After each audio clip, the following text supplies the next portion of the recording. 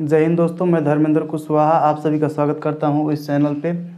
आज हम लोग कक्षा 9 से संबंधित एक अध्याय कोशिका के बारे में अध्ययन करेंगे, जिसमें सबसे पहले हम लोग पढ़ेंगे कि कोशिका क्या होती है। फिर हम लोग पढ़ेंगे कोशिका की खोज किसने, कब और कैसे किया था। फिर हम लोग देखेंगे कोशिका सिद्धांत के बारे में। तो चलिए दोस्तों, शुरुआत करते हैं। सबसे पहले हम लोग देखेंगे कोशिका क्या होती है। तो कोशिका का डेफिनेशन देखिए, यहाँ लिखा हुआ है कि जीवों की संरचनात्मक एवं क्रियात्मक इकाई को कोशिका कहते हैं।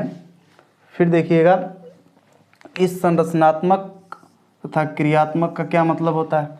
संरचनात्मक का मतलब होता है दुनिया में जितने भी जीव हैं वो सभी के सभी छोटी छोटी कोशिकाओं के मिलने से ही बने हुए हैं, अर्थात उनकी संरचना कोशिकाओं के मिलने से ही बनी होती है। क्रियात्मक का मतलब क्या होता है। क्रियात्मक का मतलब सभी के सभी कार्य, जैसे पोषण हो गया, श्वसन हो गया, उत्सर्जन हो गया, सभी के सभी कार्य कोशिका स्तर पे होते हैं, इसीलिए कोशिकाओं को क्रियात्मक इकाई भी कहा जाता है। फिर हम लोग देखेंगे डिस्कवरी ऑफ सेल, अर्थात कोशिका की खोज के बारे में। तो कोशिका की खोज सबसे पहले रॉबर्ट हुक ने किया था 1665 ईस्वी में, जो कि मृत कोशिकाएँ थी। कोशिका की खोज कैसे हुई थी, तो रॉबर्ट हुक ने खुद अपने द्वारा ही एक माइक्रोस्कोप की खोज की थी, और उसमें उन्होंने पौधों की छाल से कॉर्क कोशिकाओं को लिया, और इन कॉर्क कोशिकाओं को सूक्ष्मदर्शी में रखकर जब देखा उन्होंने, तो उनको मधुमक्खी के छत्ते के समान संरचनाएं दिख रही थी, जिसमें उन्होंने इस प्रत्येक कंपार्टमेंट को उन्होंने कोशिका नाम दिया। यहीं से कोशिका की खोज हुई है। फिर हम लोग देखते हैं कि इन्होंने जो भी कोशिकाओं की खोज की थी वो तो मृत कोशिकाएं थी।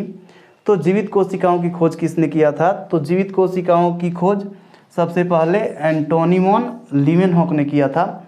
फिर हम देखते हैं कोशिका सिद्धांत के बारे में। कोशिका सिद्धांत क्या है, तो कोशिका सिद्धांत सबसे पहले स्लाइडेन तथा स्वान नामक वैज्ञानिकों ने दिया था, जिसमें उन्होंने बताया था कि दुनिया में जितने भी पौधे तथा जंतु हैं सभी के सभी कोशिकाओं के मिलने से बने होते हैं। और दूसरी बात उन्होंने यह बताई कि जीवन की मौलिक इकाई कोशिका होती है। ठीक है। फिर इनके कोशिका सिद्धांत का विस्तार बिरचो नामक वैज्ञानिक ने किया था, जिसमें उन्होंने यह बताया कि जितनी भी कोशिकाएं हैं उन सभी की उत्पत्ति पुरानी कोशिकाओं से ही होती है, ऐसे ही नए कोशिकाओं की उत्पत्ति नहीं हो जाती है। सभी की सभी कोशिकाओं की उत्पत्ति पुरानी कोशिकाओं से ही होती है। धन्यवाद दोस्तों, आज के लिए